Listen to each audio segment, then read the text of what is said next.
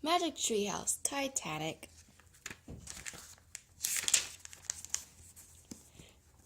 Dear readers, we came back from our journey in tonight on the Titanic with lots of questions. How was the Titanic different from other ships? Who was traveling on the ship? Why did the Titanic sink? Why weren't more people rescued? To find out the answers to these questions, we had to be fact trackers. We went to the library. We found books with photographs of the Titanic and its passengers. We checked out a DVD that told us how the Titanic sank. We found a website with a Titanic timeline, and another with stories told by people who survived the disaster. Now, we want to share the facts with you. So get your notebook, get your backpack, and get ready to set sail on your own voyage of Titanic fact-tracking. Jack and Annie. Chapter 1. The biggest ship in the world. In the early 1900s, there were no airplanes. The only way to get across the ocean was by ship. In 1906, a British company called the Cunard Line launched 2 new ships. The ships were large and comfortable. They could cross the Atlantic Ocean in 5 days. They quickly became the most popular ocean liners in the world. Large passenger ships that travel on the open seas are called ocean liners. A few years later, news of 3 new ocean liners began to spread around the world. These ships were being built for a company called the White Star Line.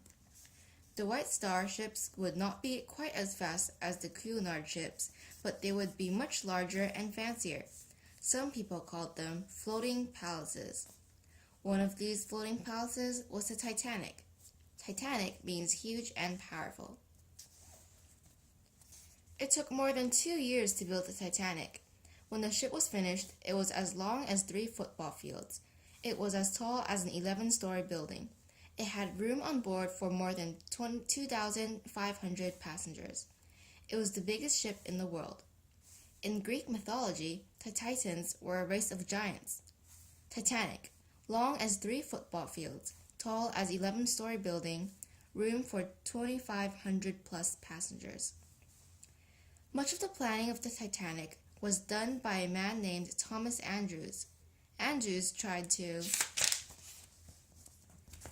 make the ship as comfortable for his passengers as possible. He included several dining rooms, restaurants, and cafes. One of the cafes had real ivy growing up the walls. Another looked just like a sidewalk cafe in Paris. The Titanic had a grand staircase covered by a glass dome to let in light. The Titanic had a gym with exercise machines and mechanical horses. It also had its own swimming pool, one of the first ever on an ocean liner. Thomas Andrews tried to make the Titanic as safe as possible, too. The ship was built with a double bottom. That meant that anything that hit the bottom would have to rip through 2 thick layers of steel to cause a leak. Double bottom, safety compartments. The lower part of the ship was also divided into 16 parts, or compartments. If an accident caused a compartment to become flooded, it could be sealed off from the rest of the ship. Even if 4 compartments were flooded, the Titanic could still stay afloat. Andrews thought these safety features made the Titanic the safest ship on the ocean. Some people even called the Titanic unsinkable. Getting ready. Once the Titanic was built, it had to be tested. On April 2, 1912, the captain and crew practiced turning the ship left, right, and in a circle. They practiced starting and stopping. They practiced running at different speeds. After its sea trials, hundreds of workers got the Titanic ready for passengers. They finished painting rooms and laying carpets. They loaded tons of food and coal on board. Finally, on April 10, 1912, the Titanic was ready to sail. A ship's tests are called its sea trials. Titanic Fact File. Even though its first voyage was scheduled to be only a week long, the Titanic needed a lot of supplies. Here are some of the things it carried. 36,000 oranges, 1,750 quarts of ice cream, 7,000 heads of lettuce, 16,000 lemons, 2,200 pounds of coffee, 1,500 gallons of milk, 40,000 eggs, 5,900 tons of coal, and 40 tons of potatoes. Inside the Titanic: Parisian Cafe, third-class general room, third-class cabins, stern bridge, rudder, propeller shaft tunnel, freshwater tanks,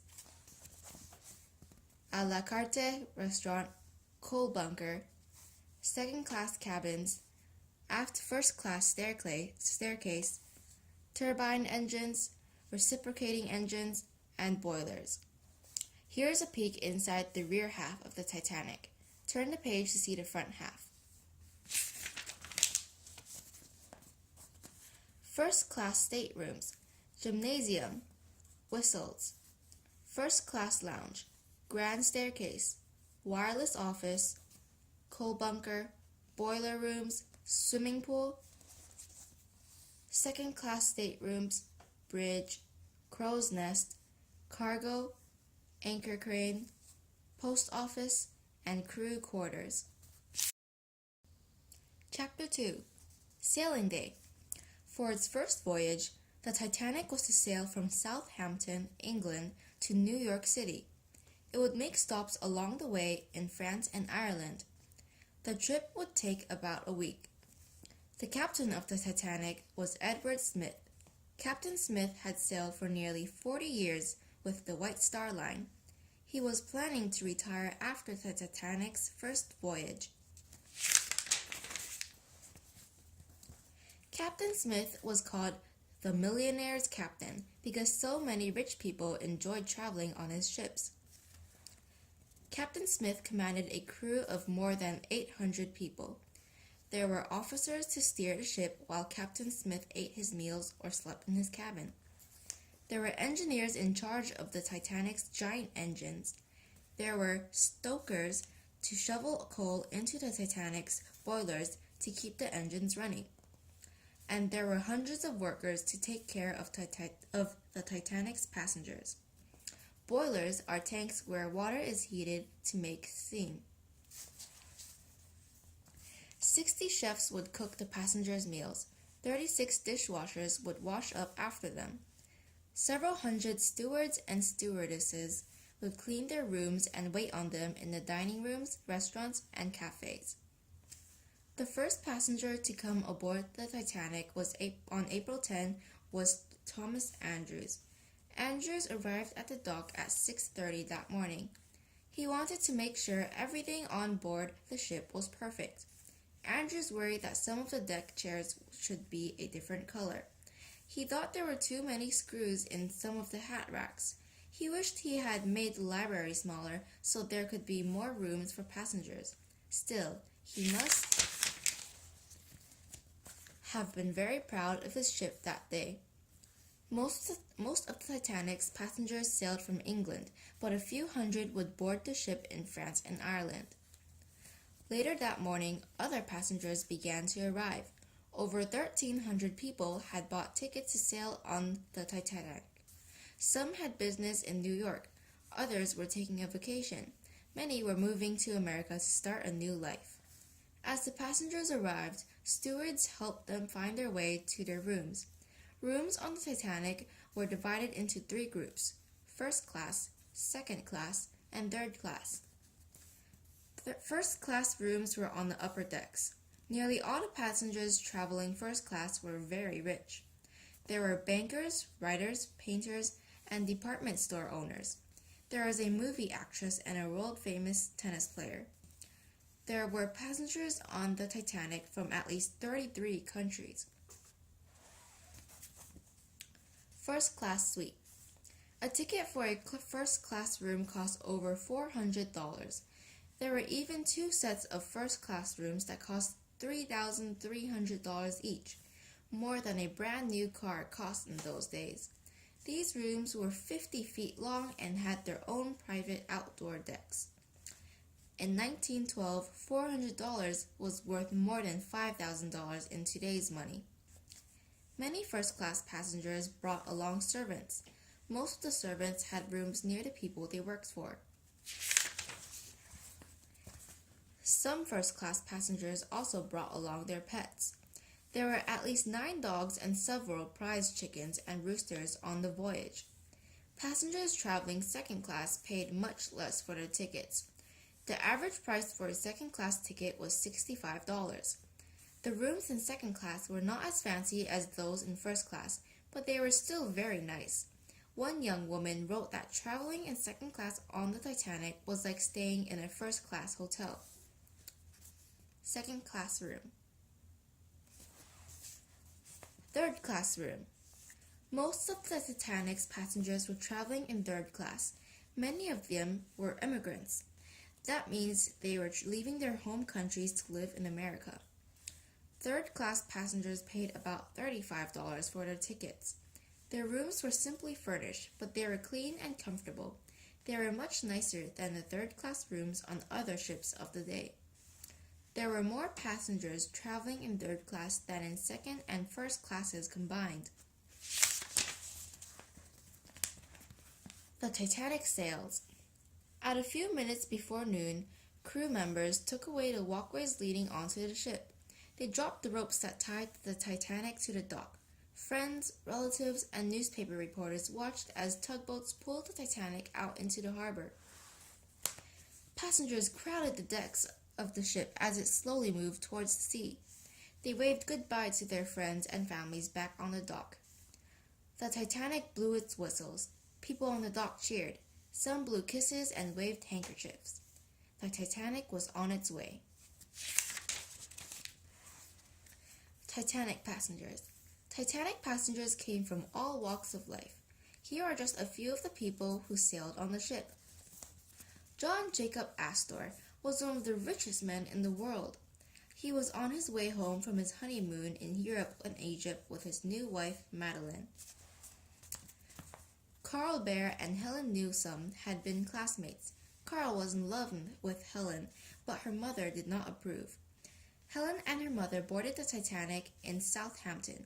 Carl boarded in Cherbourg, surprising Helen's mother. Helen and Carl were married a year after the Titanic's voyage. Lawrence Beasley was a science teacher in London, England. He was on vacation. He took many notes during the voyage and later wrote a book about it. Ruth Becker and Richard Becker were traveling with their mother and sister. They were returning from India, where their father was a missionary. Melvina Dean was the youngest passenger on the Titanic. She was only 9 weeks old. Her brother, Bertram, was almost 2. When they grew up, Melvina worked drawing maps and Bertram worked building ships. Anna Sophia Turja grew up in Finland and spoke no English. She was traveling to Ohio for a job. She shared a room on the Titanic with 3 other immigrants. Chapter 3. Life on the Titanic. After sailing from Southampton, the Titanic's first stop was Cherbourg, France. The ship arrived at dusk. It picked up more passengers and set sail again at about 8:30 p.m. 24 passengers and a canary got off the ship at Cherbourg. The ship's next stop was Queenstown, Ireland. It arrived there around lunchtime the following day. Over 100 passengers boarded the ship at Queenstown. Most were immigrants traveling in third class. Then, at around 2:00 p.m. on Thursday, April 11, the Titanic steamed out to the open sea and headed for New York. For the next 3 days, everything went smoothly. The weather was chilly, but beautiful. The ship was making good time. It was even possible that the Titanic would arrive in New York ahead of schedule. 7 passengers got off the ship at Queenstown. This is one of the last known photographs taken of the Titanic. The passengers spent their days enjoying the ship. Each class had an outside deck, where passengers could go for walks or sit and chat with each other and enjoy the sea air. Outside decks were called promenades. or promenades. Once the ship was underway, the three classes of passengers were not allowed to mix with each other. Each of the three classes also had its own dining room. The first-class dining room could seat over 550 people. It was the largest room on any ship at sea. First-class passengers could choose from a wide variety of foods at every meal. Among the many dishes on their menus were fresh lobster, roast duckling, fancy puddings, and French ice cream.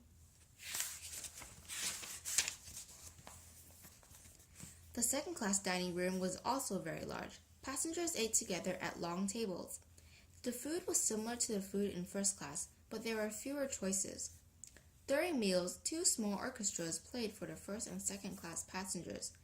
The musicians also gave concerts in the first and second-class lounges, where passengers drank, chatted, played cards, and smoked. An orchestra is a group of musicians who play together. The meals in third class were also much simpler than those in first and second class, but there was plenty of good, healthy food. Third-class meals included soups, stews, biscuits, potatoes, and desserts. There was no orchestra for the third-class passengers. Still, there was plenty of entertainment. Several third-class passengers had brought along musical instruments. They often played while other third-class passengers danced. Since the early 1900s, ships had been using an invention called the wireless. The wireless sent messages using radio waves. These kind of messages are called telegrams. This is the only known photo of the Titanic's wireless office.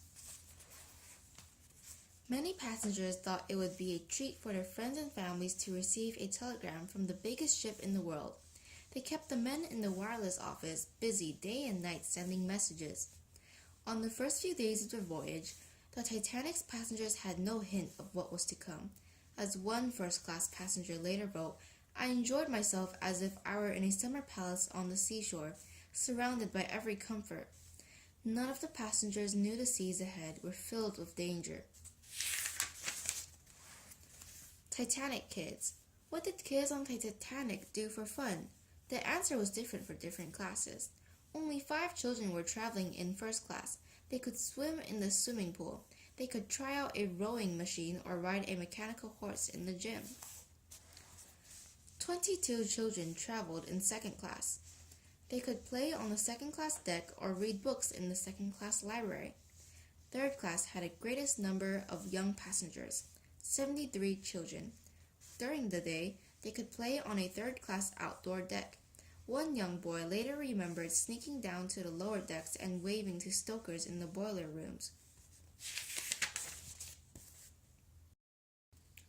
Chapter 4. Iceberg. As dawn broke on Sunday, April 14, the Titanic was heading into dangerous waters. Captain Smith had already received several warnings from other ships that there was ice in the area. At first, the captain was not overly concerned. There was often ice in the sea lanes between England and America at that time of year. Sea lanes are the routes ships travel on the ocean. By 2 o'clock that afternoon, though, Captain Smith had received 4 more ice warnings. To avoid the ice, he ordered his crew to change the course of the ship. The Titanic would now travel farther south than originally planned. Captain Smith also ordered his lookouts in the crow's nest to keep a careful watch. If they saw any ice, they were to call the bridge at once. The bridge is the room from which the captain and his officers steer the ship. Captain Smith thought that if the lookout spotted ice, there would be time to slow down and steer around it, so he did not reduce the ship's speed. The crow's nest is a lookout station high above the top deck of a ship. The weather on Sunday grew colder. By dinner time, the temperature was just above freezing. At 7:30, Harold Bride, the Titanic's assistant wireless operator, overheard a message being sent to another ship. The message said there were 3 large icebergs in the area. He delivered the message to the bridge. Captain Smith was not there. He was having dinner with some of the passengers. He never received the message. At about 9 o'clock that night, Captain Smith went to the bridge. The night was clear. The seas were very calm. The Titanic was traveling at nearly top speed, about 26 miles per hour. Captain Smith ordered the officer in charge to slow down only if it became hazy. "If it becomes at all doubtful, let me know at once," he said. "I shall be just inside." Then he went to his cabin to get ready for bed. Half an hour later, the wireless room received another ice warning. The message reported a great number of large icebergs in the Titanic's path. Wireless operator Jack Phillips was very busy. The wireless had broken down the day before. Now he had a big stack of passenger messages to send. Phillips wrote the ice message down. Then he set it aside. The warning was never delivered to the bridge. One last ice message came in around 10:55 p.m. It was from a ship not far from the Titanic. The message said, "We are stopped and surrounded by ice." Jack Phillips was still busy sending passenger telegrams. The ice message interrupted his work. He signaled back, "Shut up! Shut up! I am busy!" No one but Phillips ever got the warning. Collision. Just before 11:40 p.m., one of the lookouts saw a dark shape sticking out of the sea. It was right in the Titanic's path. The lookout rang his bell 3 times, the signal for danger. Then he picked up the phone to the bridge. "What do you see?" asked the officer in charge. "Iceberg, right ahead!" the lookout shouted back. The officer on the bridge sent a message to the men in the engine room. He ordered them to slow the ship as quickly as possible. Then he turned the ship's wheel as far as it would go. There was a pause. Then slowly, the great ship began to turn. For a moment, it looked as if the ship might miss the ice completely. Then there was a bump. The bump was followed by a scraping sound. The Titanic had struck the iceberg.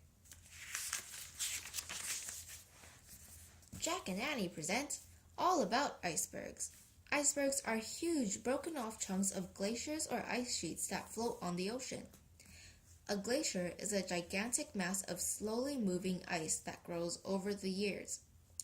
Icebergs are much bigger than they seem. That's because most of an iceberg floats beneath the surface of the water. Most icebergs in the Atlantic Ocean come from glaciers in Greenland. Scientists think that's where the iceberg that the Titanic struck came from. The iceberg season in Greenland lasts from February through October. This iceberg was photographed on April 15, 1912. Researchers think it might be the iceberg that the Titanic struck. Chapter 5. All Hands on Deck. When the Titanic struck the iceberg, most passengers didn't even notice the bump. Only a few came out on deck to see if anything was wrong. In his cabin, Captain Smith did feel the bump. He rushed to the bridge. "What have you struck?" he asked. "An iceberg, sir," his officer replied. Captain Smith soon got bad news from the ship's carpenter. One passenger later said the collision felt as if the ship were rolling over 1,000 marbles. The ship was taking on water fast. The mailroom and several of the boiler rooms were already flooded. Captain Smith sent for Thomas Andrews. Andrews was in his room studying drawings of the Titanic. He was still trying to think of ways to improve the ship. Andrews had not felt the jolt or heard the scrape when the ship hit the iceberg.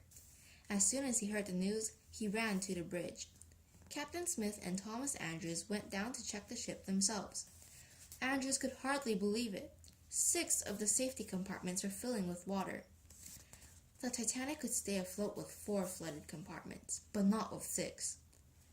Andrews told Captain Smith the terrible truth. The Titanic would sink to the bottom of the ocean within 2 hours. Captain Smith ordered his crew to get the Titanic's lifeboats ready. He sent stewards to wake up passengers and bring them out on deck. He said everyone should put on life jackets. In 1912, life jackets like this one from the Titanic were called lifeboats. Then Captain Smith went down to the wireless office. He told Jack Phillips and Harold Bry to start sending out a distress signal.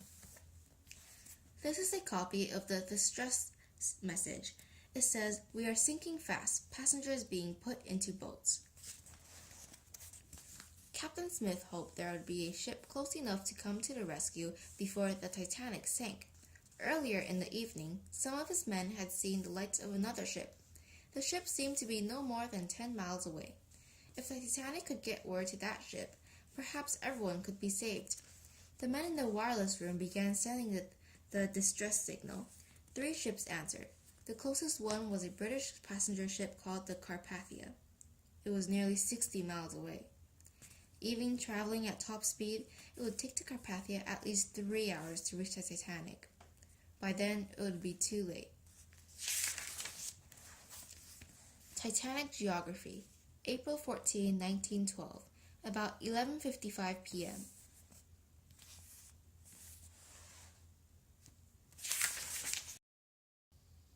Chapter 6. Into the Lifeboats.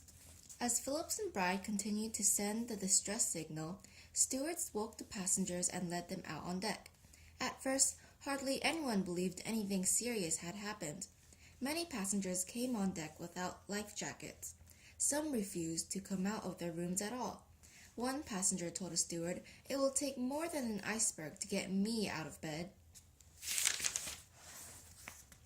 The passengers stood in the cold wondering what was going on. Some were still in evening clothes. Some wore life jackets over their pajamas. Several boys played soccer with chunks of ice that had fallen onto one of the decks. The Titanic's musicians set up their instruments in the lounge near the boat deck. They began playing dance tunes. They hoped their music would help the passengers keep calm. The stewards didn't want to start a panic. They told the passengers there was nothing to worry about. They said the life jackets were just a precaution.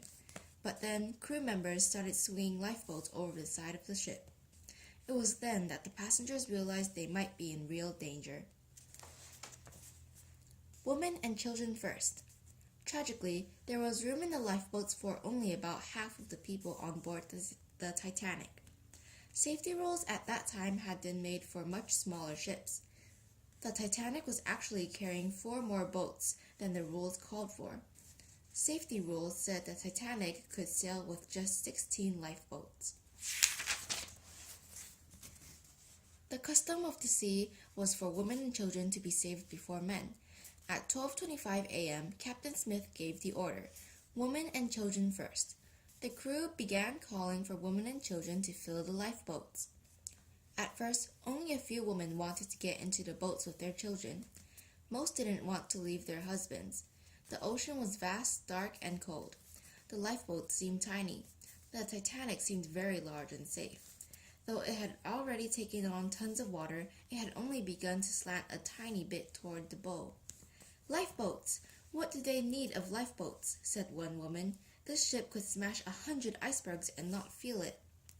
The bow is the name for the front end of a ship.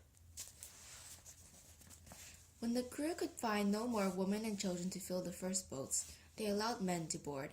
Even so, many of the first lifeboats left the ship less than half full. As the bow of the Titanic sank lower and lower, though, people began to realize the lifeboats might be their only hope. More and more of them wanted a place in the boats. Even though they were afraid, most people behaved bravely. Many men helped their wives and children into boats, knowing they might never see them again. "You go and I'll stay a while," said one man as he helped his new wife into a boat. When another woman begged her husband to get into a boat with her, he said, "No, I must be a gentleman." Some women refused to leave the ship without their husbands. Ida Strauss started to board a boat, then turned back. This is what people heard her say to her husband, Isidore. "We have been living together for many years. Where you go, I go. As we have lived, so we will die together." Shortly after 1:00 a.m., the orchestra moved out onto the boat deck. The musicians kept playing as passengers were loaded into the boats. As the ship sank lower and lower, they played hymns. Titanic fact file. Is it true that third-class passengers were kept below until the wealthy passengers could get on board the lifeboats? No, most third-class rooms were farthest from the deck where the lifeboats were kept.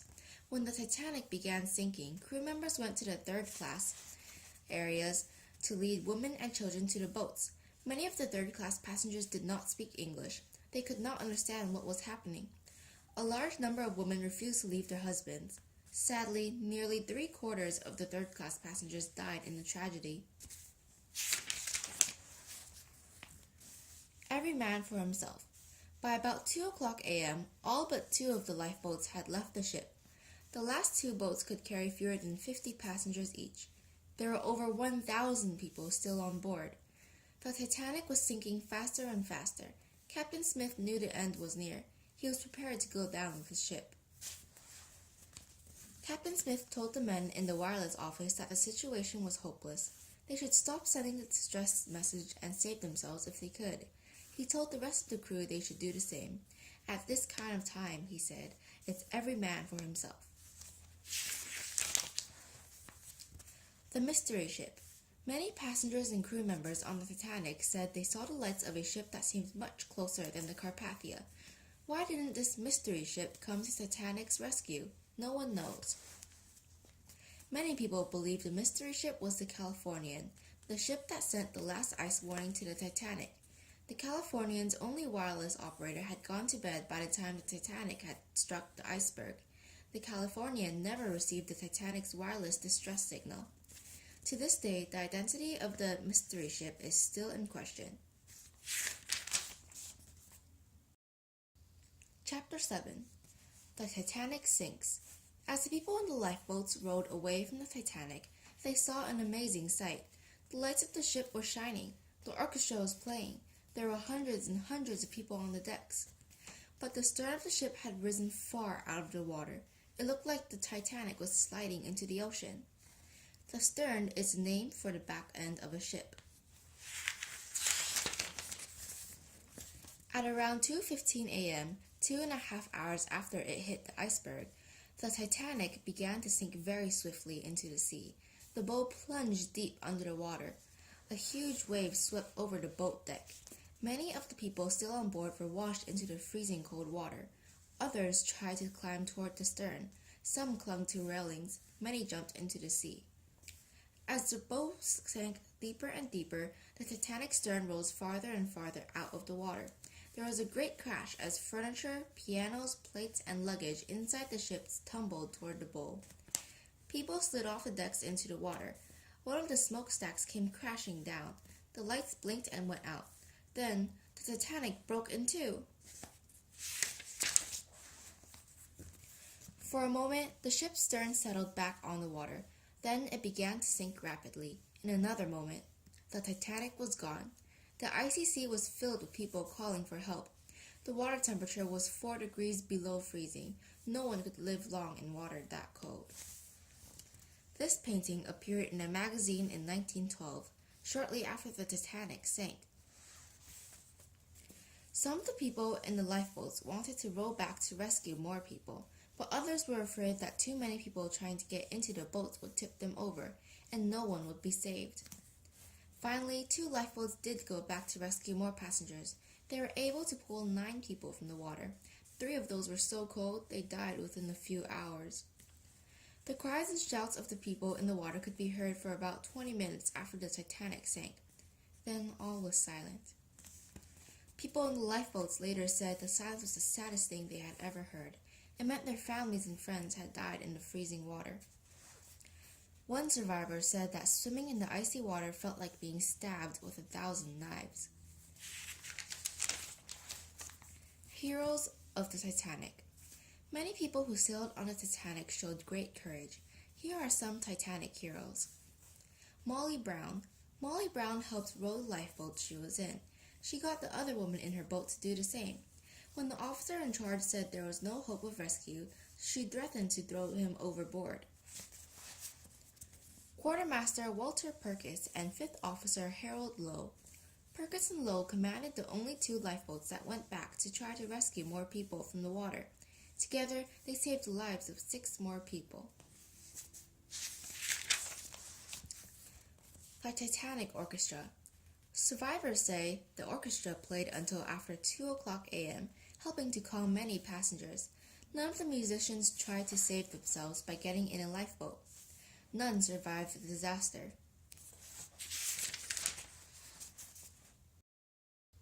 Chapter 8. Rescue. On the night the Titanic sank, the Carpathia was headed from New York to the Mediterranean Sea. Most of its passengers were on vacation. The captain of the Carpathia was Arthur Rostron. His nickname was Electric Spark. He was famous for making quick decisions and for acting on his decisions with energy and enthusiasm. As soon as Captain Rostron heard the Titanic's distress signal, he turned his ship around. He told his crew to gather blankets and make hot coffee and soup. He turned the ship's dining rooms into hospitals. He got lifeboats and rope ladders ready to rescue people from the sea. Captain Rostron had to steam through dangerous waters to get to the Titanic. During the journey, he steered around 6 icebergs. He kept a careful watch and traveled as fast as he could. Still, the trip took nearly 4 hours. By 2:45 a.m., Captain Rostron knew he was drawing near the spot where the Titanic had gone down. He ordered his men to start firing rockets into the air. He wanted to let the Titanic passengers know that help was on the way. The passengers in the lifeboat saw the rockets from the Carpathia at about 3:30 a.m. Many of the survivors were very ill from the cold.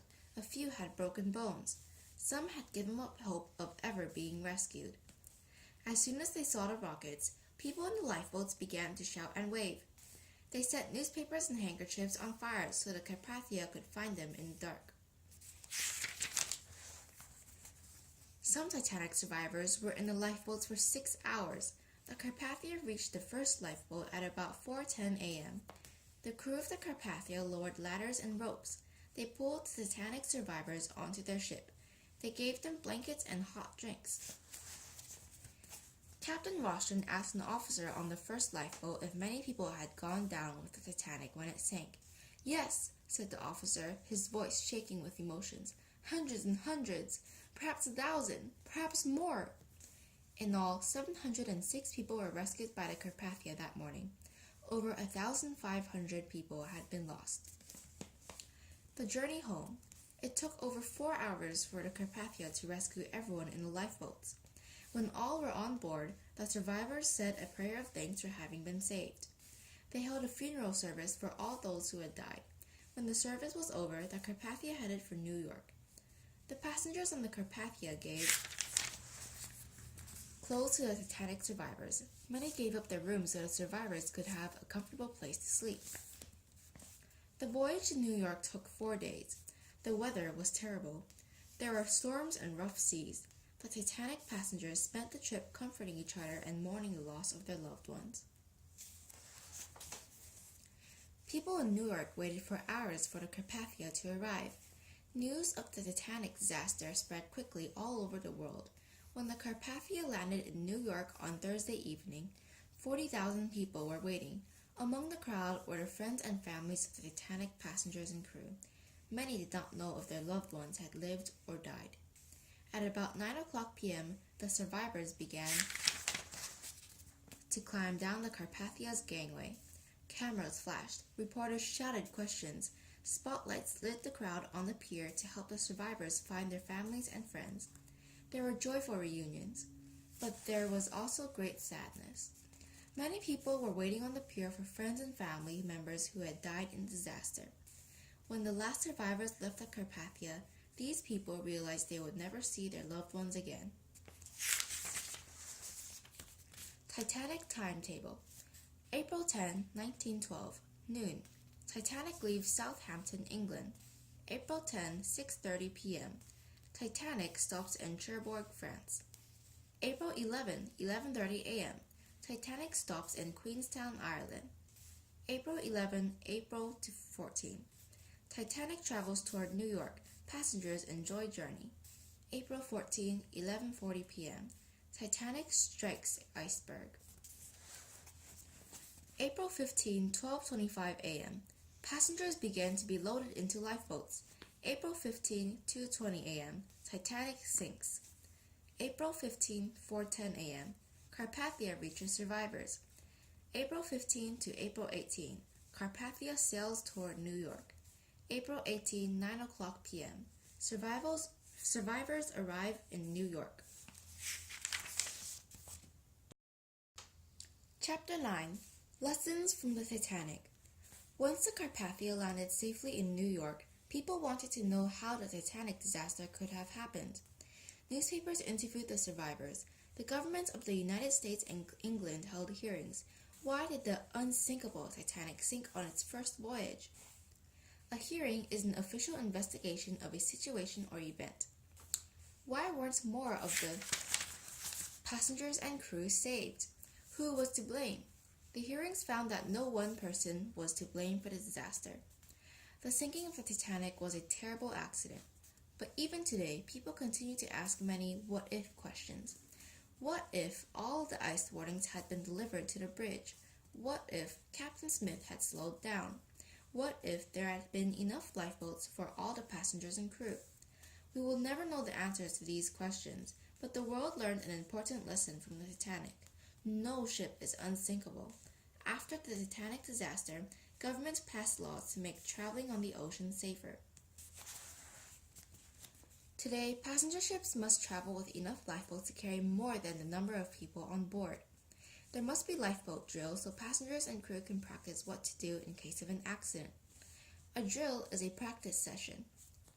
Ships crossing the Atlantic during winter and spring months travel even farther south to avoid ice. All ships traveling on the ocean must keep their radios on at all times to hear distress signals from other ships. Shipping rules today. Lifeboats for everyone. Lifeboat drills. Travel farther south in winter and spring. Radios on at all times. The International Ice Patrol. Soon after the Titanic disaster, the International Ice Patrol was formed. The Ice Patrol looks for icebergs in the Atlantic Ocean. It warns ships of danger. Every year on April 15, the International Ice Patrol drops wreaths of flowers near the spot where the Titanic went down. The flowers are to remember all the lives that were lost that terrible night in 1912.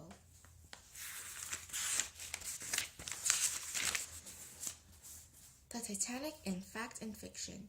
The story of the Titanic captured the imagination of the world. Many books were written by Titanic survivors. Hundreds more have been written by researchers and historians interested in the disaster. The tragedy has also been the subject of several plays and many movies. The most recent Titanic movie, released in 1997, won 11 Academy Awards. Chapter 10. Finding the Titanic. After the Titanic went down, many people dreamed of finding the sunken ship. For more than 70 years, though, no one could locate the Titanic on the ocean floor. Then, in August 1985, an oceanographer named Robert Ballard set out on a new search. Dr. Ballard and his team were testing an underwater device called the Argo. An oceanographer is a scientist who studies the ocean. Dr. Ballard was part of a joint French and American team trying to find the Titanic. The Argo traveled along the ocean floor. Video cameras attached to the Argo could send pictures to a ship above. For weeks, the Argo's video cameras saw nothing but miles and miles of mud. On September 1, 4 members of Dr. Ballard's team began the midnight watch. After about an hour, one of the men wondered aloud how they would stay awake. As usual, the video from the Argo had been very boring. The other men didn't answer. Their eyes were glued to the video screen. "There's something," one said. Everyone stared at the screen. They saw small shapes scattered across the seabed. The shapes looked as if they could be wreckage from a ship. Then a large, round object appeared on the screen. "It's a boiler," said one of the men. Dr. Ballard's partner, Jean-Louis Mitchell, opened a book and found a picture of the Titanic's boilers. He looked from page to screen and back again. He could hardly believe his eyes. 73 years after the Titanic had sunk, the remains of the great ship had been found. The Titanic was 2.5 miles below the surface of the ocean. The following summer, Dr. Ballard returned to the site. This time, he brought along a mini-submarine called the Alvin. Dr. Ballard and the 2 mini-sub pilots traveled down to the bottom of the ocean. They landed the Alvin on one of the Titanic's decks. With the help of a small robot camera, they took close-up videos of the wreck. It took the Alvin 2 hours to get from Dr. Ballard's ship down to the ocean floor. Dr. Ballard described the robot video camera as a swimming eyeball. Dr. Ballard's discovery answered an important question about the Titanic. Survivors had reported that the ship broke into 2 pieces when it sank, but many experts believed the ship had sunk in one piece. Ballard's expedition proved that the survivors were right. The 2 halves of the Titanic were found almost 2,000 feet apart on the ocean floor. Dr. Ballard also learned that over the years, much of the Titanic had been destroyed. Deep-sea creatures had eaten everything made of paper and cloth and almost everything made of wood. Among the hundreds of things Dr. Ballard did find were cooking pots, china from the dining rooms, and a doll's head. He also found pieces of deck furniture and a broken chandelier. Dr. Ballard recorded many hours of video. He took hundreds of photographs, but he did not bring anything up from the wreckage. He asked future explorers to leave the Titanic's remains in peace. Sadly, later expeditions did not treat the site with the same respect. They took away many objects. This led to a great outcry from the public. One survivor called the people who took things from the wreckage vultures and pirates. Now many people want the site to be protected as a memorial. They agree with Dr. Ballard that this is the best way to honor the lives that were lost nearly a century ago. The bottom of the ocean is a quiet place, Dr. Ballard has written, a peaceful place, fitting for a memorial to all the things that sank when the Titanic went down. Doing more research. There's a lot more you can learn about the Titanic. The fun of research is seeing how many different sources you can explore. Books. Most libraries and bookstores have books about the Titanic. Here are some things to remember when you're using books for research. You don't have to read the whole book. Check the table of contents and the index to find the topics you're interested in. Write down the name of the book. When you take notes, make sure you write down the name of the book in your notebook so you can find it again. 3. Never copy exactly from a book. When you learn something new from a book, put it in your own words. 4. Make sure the book is non-fiction. Some books tell make-believe stories of true events that took place in history. These books are called historical fiction. They can help you understand a time and a place, but they don't always have true facts. Research books have facts and tell true stories. They are called non-fiction. A librarian or teacher can help you make sure the books you use for research are non-fiction. Here are some good non-fiction books about the Titanic. 882 and a half Amazing Answers to Your Questions About the Titanic by Hugh Brewster and Laurie Coulter. Finding the Titanic by Robert D. Ballard. Titanic, Eyewitness Book Series by Simon Adams. Titanic, An Illustrated History by Don Lynch. The Titanic, Lost and Found by Judy Donnelly. Here are some more resources for fun research. Inside the Titanic, a Giant Cutaway Book by Ken Marshall. Titanic, The Ship of Dreams by Ken Geist. The Titanic Collection, Mementos of the Maiden Voyage by Hugh Brewster and Eric Sauter. A steamer trunk full of replicas of tickets, menus, maps, and more. DVDs. There are some great non-fiction DVDs about the Titanic. As with books, make sure the DVDs you watch for research are non-fiction. Check your library or video store for these and other non-fiction Titanic titles. Secrets of the Titanic from National Geographic. Titanic, The Complete Story from the History Channel. Titanic's Final Moments, Missing Pieces from the History Channel. The Internet. Many websites have facts about the Titanic and its passengers and crew. Ask your teacher or your parents to help you find more websites like these. Britannica.com/Titanic, Encyclopedia-Titanica.org, History.com/Topics/Titanic, NationalGeographic.com/media/world/9607/Titanic.html. Good luck!